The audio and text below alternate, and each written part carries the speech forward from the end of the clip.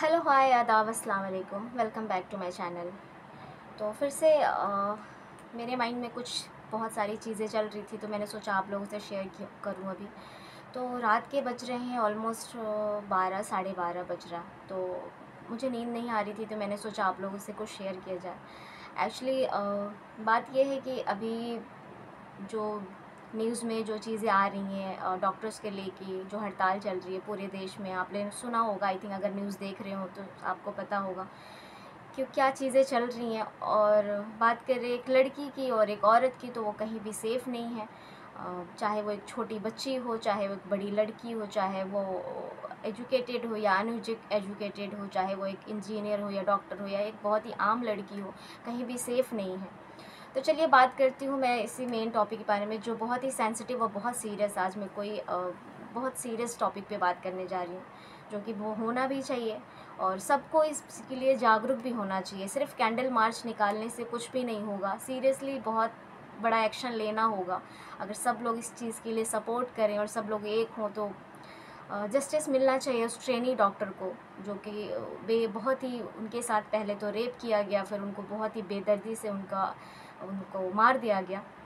चलिए बात करती हूँ उनके बारे में।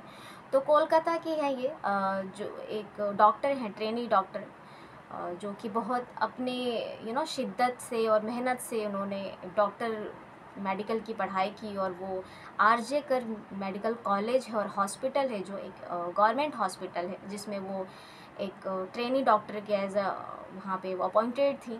तो उनकी नाइट शिफ्ट चल रही थी और वो नाइट शिफ्ट में अपने ऑन ड्यूटी थी वो। तो ये बात है 8 अगस्त की रात की। 8 अगस्त की बात है ये। अ, वो अपने मम्मी पापा को कॉल करती हैं ऑलमोस्ट 10 साढ़े 10 बजे।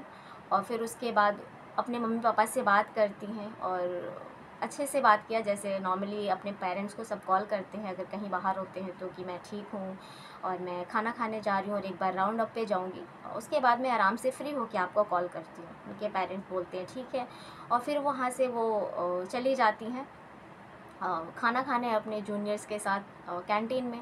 और फिर वो खाना खाती हैं, खाना खाने के बाद उसके बाद जाती हैं एक बार, जैसे विज़िट पे राउंड अप पे जाते हैं डॉक्टर्स, वैसे जाती हैं वो। उसके बाद राउंड अप के जाने के बाद थोड़ा ऑलमोस्ट 3 बज जाता है। तो उसके बाद 3 बज जाता है, तो वो उनको थोड़ा ज़ाहिर सी बात है, सबको थोड़ा सा रेस्ट की ज़रूरत होती है, तो उनको भी थोड़ा सा थकान महसूस होता है। तो रेस्ट के लिए अपने आरजे कर जो कॉलेज है, उस पे 3rd फ्लोर पे सेमिनार रूम है, तो उसमें वो जाती हैं उसमें आराम करने के लिए। तो वहाँ पे जाती हैं और आराम करती हैं। और लगभग ये 3 बजे नाइट की बात है, जहाँ पे बिल्कुल हॉस्पिटल में सुनसान होता है, सब लोग आराम कर रहे होते हैं, क्योंकि दिन में रश होता है। हॉस्पिटल गवर्नमेंट हॉस्पिटल है, तो सबका आना जाना, पेशेंट्स का, डॉक्टर का, सबका। लेकिन जब नाइट होता है, और नाइट में इस वक्त का जो रात के 3 बजे ये पहर ऐसा होता है जो शांत होता है और बहुत सुनसान होता है, तो वो आराम कर रही होती है सेमिनार हॉल में 3rd फ्लोर पे। तो बात शुरू होती है यहाँ से कि नेक्स्ट उनको उनके पेरेंट्स को कॉल किया जाता है हॉस्पिटल से। और उनके पेरेंट्स को ये बोला जाता है कि आपकी बेटी की तबीयत ठीक नहीं है, आप लोग आ जाइए हॉस्पिटल। तो उनके पेरेंट्स थोड़े थोड़े परेशान हो जाते हैं कि क्या हो गया। तो वो बार बार फिर परेशान होने के बाद वो कॉल करते हैं, क्या हो गया, कैसे हुआ। फिर उसके बाद थोड़ी देर बाद फिर उनको कॉल आता है कि आपकी बेटी ने सुसाइड करने की कोशिश की है और आप लोग हॉस्पिटल आ जाइए, आपकी बेटी ने सुसाइड कर लिया है। वो बहुत परेशान होते हैं उनके पेरेंट्स और हॉस्पिटल आते हैं। उसके बाद हॉस्पिटल आने के बाद उनके पेरेंट्स को मिलने नहीं दिया जाता है, उनकी बेटी को देखने नहीं दिया जाता है। उनको बाकायदा 3 घंटे तक उनको बाहर बिठा के रखा जाता है कि अभी आपको मिलने नहीं दिया जाएगा, अभी अंदर कुछ चल रहा है, उनकी बॉडी अच्छी पोजीशन में नहीं है और ऐसे वैसे व्हाटएवर जो भी बातें होती हैं। उसके बाद उनके पेरेंट्स बहुत परेशान होते हैं, रो रहे होते हैं, और 3 घंटे तक उनको फिर भी बैठा के रखा जाता है। उसके बाद 3 घंटे बाद वो उनके पेरेंट्स अपने बेटी को देखने के लिए अंदर जाते हैं रूम में। तो उनकी बेटी के शरीर पे नीचे के साइड कपड़े नहीं होते हैं और वो बुरी तरह से बुरी हालत में पड़ी होती हैं। होंठ से खून निकल रहा होता है, मुंह से खून निकल रहा होता है, और उनकी आँखों से खून निकल रहा होता है, और गर्दन अ, की हड्डी टूटी हुई होती है, और पैर पैर पे चोट होता है, और बहुत ही बुरी तरीके से उनकी। फिर भी वो पेरेंट्स रोते हुए भी अपनी बेटी की फ़ोटो क्लिक करते हैं और उसके बाद वो बाहर आते हैं और उनकी मदर को दिखाते हैं और पूछते हैं कि क्या हुआ, कैसे हुआ। तो डॉक्टर्स छुपाने की कोशिश करते हैं कि इन्होंने सुसाइड करने की मतलब हॉस्पिटल के जो भी मैनेजमेंट है व्हाटएवर, और पुलिस ये पहले तो ये छुपाने की कोशिश करती है कि इन्होंने खुद ही मर्डर अटैम्प्ट किया, सुसाइड अटैम्प्ट किया है। उसके बाद फिर उनके पेरेंट्स को ये यकीन नहीं होता है। तो बाद में जब ये पुलिस की तहकीकात चलती है तो बाद में एक शख्स आता है जिसका नाम बताया जा रहा है कि संजय रॉय है। वो जब वो तहकीकात होती है तो पता चलता है कि सीसीटीवी कैमरे फुटेज में वो दिखाई देता है कि वो संजय रॉय उस सेमिनार हॉल में जाता है 3 बजे के करीब, और तकरीबन 4 बज के कुछ मिनट में वो बाहर आता है, मतलब 40 मिनट तक जो भी हुआ उस रूम में। तो उसका उसका जो भी शक है तो पुलिस को उस पे जाता है, संजय रॉय पे, कि वो उसका उसी ने रेप किया है। और पुलिस का ये कहना है कि उसको उनको ब्लूटूथ एक मिला था जो कि संजय रॉय का ही है, जो उसके फ़ोन से कनेक्टेड हो रहा था। तो इस आधार पे उसको गिरफ़्तार किया जाता है और उससे पूछताछ शुरू की गई है अभी। तो यही बताया जा रहा है कि उसका आरोपी जो भी है वो उसको माना जा रहा है, संजय रॉय को। हो सकता है ये बातें सच हो या हो सकता है झूठ हो, पर सच बात तो ये है कि चाहे वो बेटी, हमेशा एक नारा चलता है कि बेटी पढ़ाओ और बेटी बचाओ। बेटी तो पढ़ी लेकिन बेटी बच नहीं पाई, क्योंकि लड़कियां सेफ़ नहीं है, चाहे वो इन मतलब देश कोई भी हो। मैं सिर्फ यही कहना चाहती हूँ कि लड़कियां सेफ़ कैसे होंगी?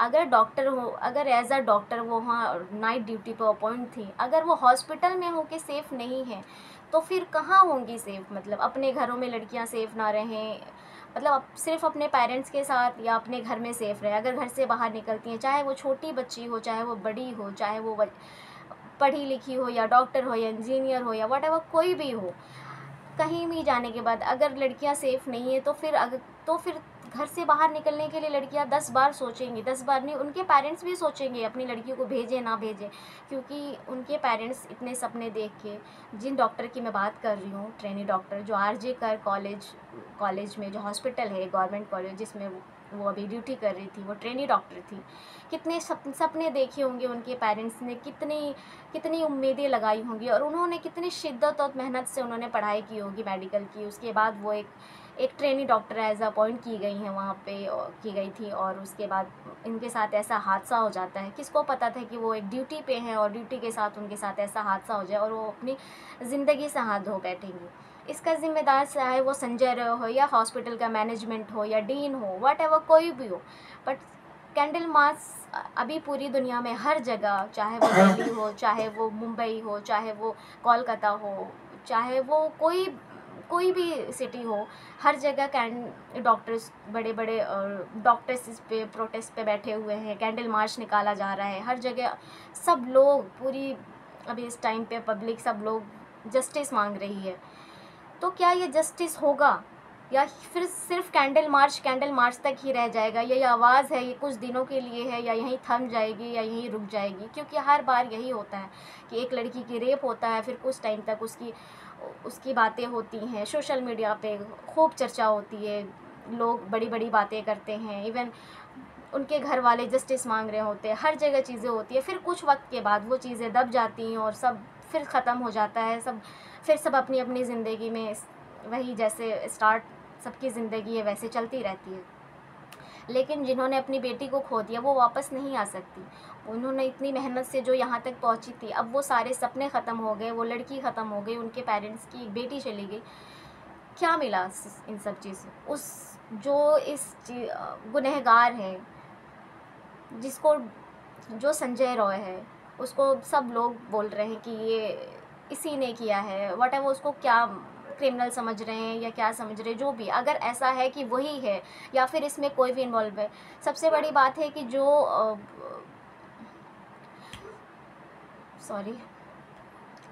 पोस्टमार्टम की रिपोर्ट आई थी उसमें ये आया, रिपोर्ट में आया है कि जो लड़की को चोट लगी है, बेरहमी से पहले उसको मारा गया, फिर उसके साथ रेप किया गया, और वो जो रिपोर्ट के मतलब जो सुराग उसमें मिले हैं, जो उसमें जो भी उन्होंने रिपोर्ट बनाई है, जिस डॉक्टर ने जो उन्होंने पोस्टमार्टम किया है, उन्होंने उससे इस बात पर पता चलता है कि किसी एक पर्सन के करने से नहीं होता है। कम से कम इसमें आई थिंक 8 या 10 लोग इन्वॉल्व होंगे, क्योंकि उसका रेप एक पर्सन ने नहीं किया, ऐसा पोस्टमार्टम की रिपोर्ट कहती है। कि उस पोस्टमार्टम से पता चलता है कि एक इंसान ये सब कुछ नहीं कर सकता, और उसके साथ रेप का जो जो रेप का सीन है वो ये पता चलता है कि एक पर्सन ने उसके साथ रेप नहीं किया है।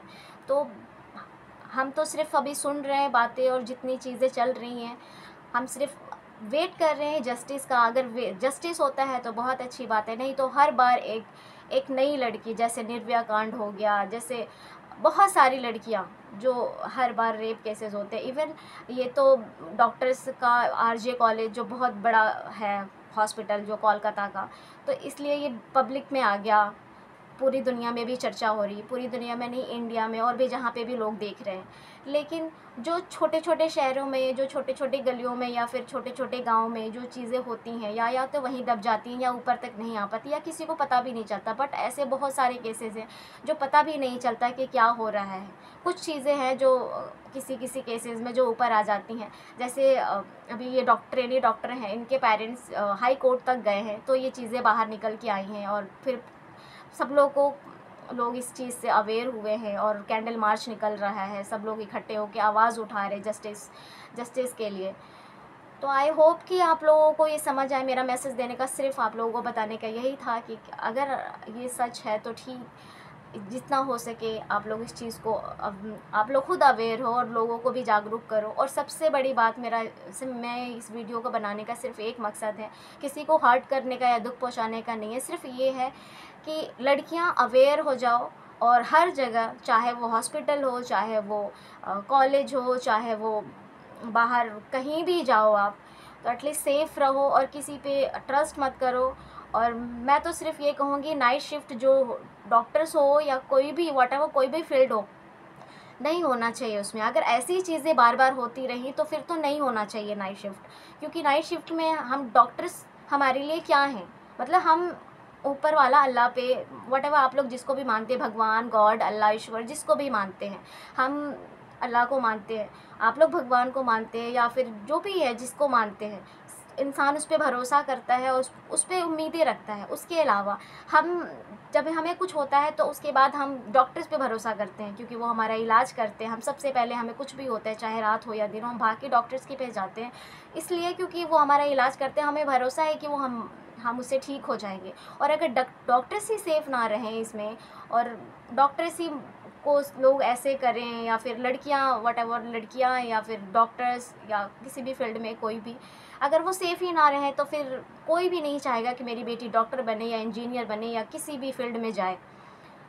तो बस यही कहना चाह रही हूँ कि लड़कियाँ, प्लीज़ आप लोग अवेयर हो जाओ, और कहीं भी जाओ सेफ़ली रहो, और अपने घरों में वापस आ जाओ रात होने से पहले, क्योंकि कहीं भी सेफ़ नहीं है। और हमारे सबसे पहले बात तो कि हमारे देश में लड़कियों की सुरक्षा की बात होती है, लड़कियों की सुरक्षा की बहुत सारी चीज़ें की जाती हैं, बट एक्चुअल में लड़कियां सेफ़ नहीं हैं। हर बार ये चीज़ें होती हैं, हर बार कुछ नया, कोई एक नई लड़की होती है, एक नया नाम होता है, लेकिन उसके बाद ये चीज़ें 1 दिन, 2 दिन, 4 दिन, हफ्ता दिन, 10 दिन चलता है, और उसके बाद फिर उसको दबा दिया जाता है। चाहे इसके ऊपर कोई बड़ी पॉलिटिक्स पार्टी हो या बड़े लोगों का हाथ हो या कुछ भी हो, लेकिन उसको दबा दिया जाता है और उसको ख़त्म कर दिया जाता है। फिर उसके बाद कुछ महीनों बाद या कुछ साल बाद एक नई लड़की होती है, एक नई जगह से होता है, और एक नई तरह से होता है।